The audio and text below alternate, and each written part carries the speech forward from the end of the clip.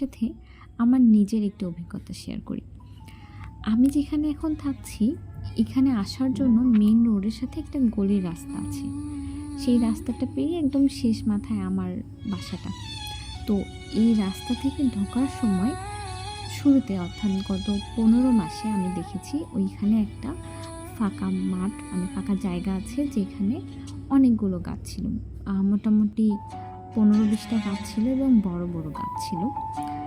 তো সেই গাছগুলো খুব রিসেন্ট এই ৪-৫ মাস হইল কাটা হয়ে গেছে এবং সেইখানে ৪-৫ মাসের মধ্যে একটা ৩ তলা বিল্ডিং হচ্ছে। এখন পর্যন্ত কাজ চলমান, তো বিল্ডিং হচ্ছে। তো আমি যতটুকু আমার পর্যবেক্ষণে দেখলাম যে এই গলিটার মধ্যে যতগুলো বাসা আছে, যদি ধরি আরও ২-৩ বছর আগের গল্প বা ৪-৫ বছর আগের গল্প, অবশ্যই এখানে গাছপালা ছিল, প্রকৃতি ছিল। কিন্তু যখন এই প্রকৃতিটা কাটা হয়ে গেছে তখন এখানে বিল্ডিং হয়েছে।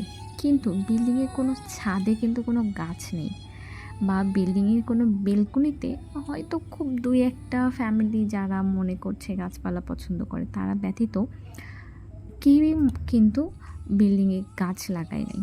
তাহলে কি হচ্ছে, এই যে জায়গাটা যেখানে গাছপালা ছিল, আমরা অক্সিজেন পাইতাম, সেই জায়গাটা টোটালি ফাঁকা এখন।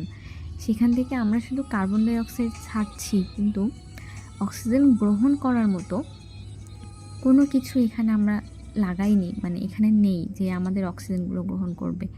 প্রতিনিয়ত জনসংখ্যা বাড়ছে এই গলিতে, কিন্তু অক্সিজেন যে শোষণ করবে তার পরিমাণ বাড়ছে না, অর্থাৎ আমাদের প্রকৃতির পরিমাণ বাড়ছে না। তো বিল্ডিং করি সমস্যা নেই, আমরা তো পারি খুব সহজেই বিল্ডিংয়ের বেলকনিতে বা ছাদে খুব সুন্দর মতো গাছপালা লাগাইতে।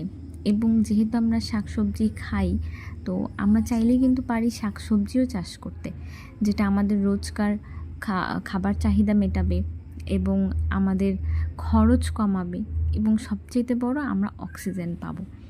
এভাবেই কিন্তু প্রকৃতিকে ভালো রাখা যায়। তো আসলে কি আমরা প্রকৃতিকে ভালো রাখছি, না আমরা দিন দিন প্রকৃতিকে ক্ষতির দিকে নিয়ে যাচ্ছি? এবং আসলে কি প্রকৃতির ক্ষতি না নিজেদের ক্ষতি, আমরা কি কখনো ভেবে দেখেছি? একটু ভাবি আমরা।